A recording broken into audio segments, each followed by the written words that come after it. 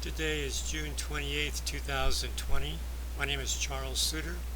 I will be presenting today the topic called value-focused thinking. My main message here is your values and beliefs are your guides for life. There are three main messages in this presentation. First, use your core values and beliefs to make your most important decisions. Of course, you actually have to know your most important core values and beliefs.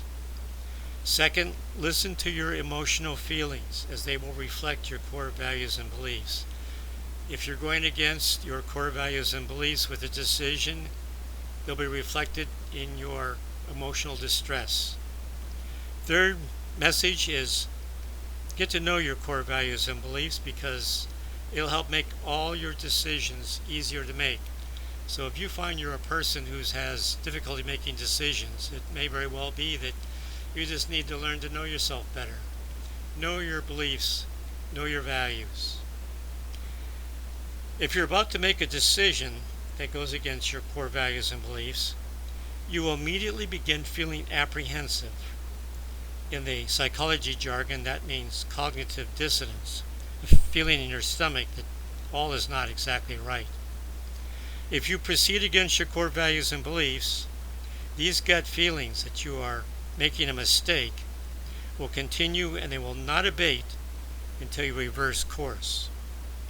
If you are not aware of your core values and beliefs, then, decision making will be difficult for you.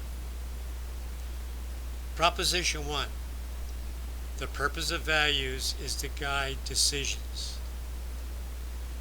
And the values and the decisions need to be in alignment.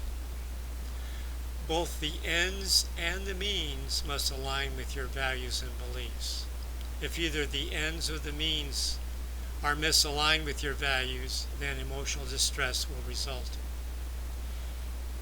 Consider emotional distress as a warning message to your subconscious mind. The best decisions are made when they reflect those core values and beliefs that are both rational and positive. A complete decision includes both the ends you seek and the means you choose for achieving those ends. Both the means and ends must reflect the same core values and beliefs.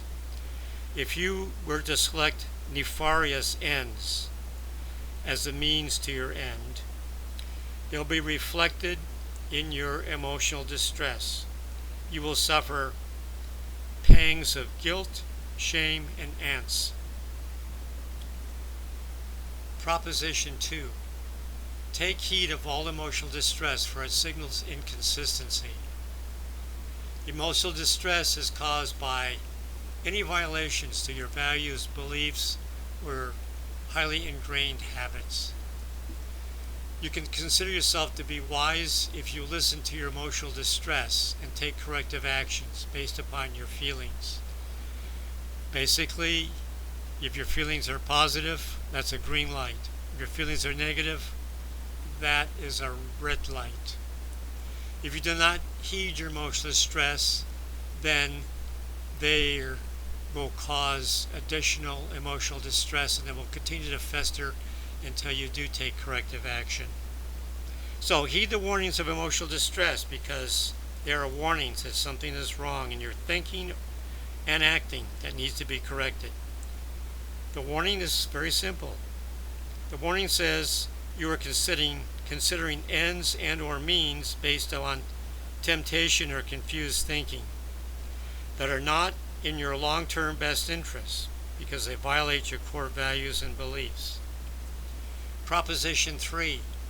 The best decisions reflect core values because they will always yield emotional satisfaction. Positive emotions is confirmation of right thinking and right actions. This is the green light. Negative emotions is confirmation of wrong thinking and wrong actions. This is the red light. So make your decisions based upon values and guidance from your emotional intelligence. This is basically, when I say emotional intelligence, this is the feedback you get from your subconscious mind telling you what you're about to do is in violation of some core values or beliefs. Use your emotional intelligence as a guide to right action. It helps you not only to put your values and beliefs ahead of any rash decisions or wrong-headed or fuzzy thinking you might have at the time. However, I must warn you that sometimes your values and beliefs, some of them at least, may be irrational, erroneous, and are distorted. And if so, then perhaps your moral compass will be off kilter and needs correcting. If so, then you may have some beliefs that need adjusting. This leads me to my final message.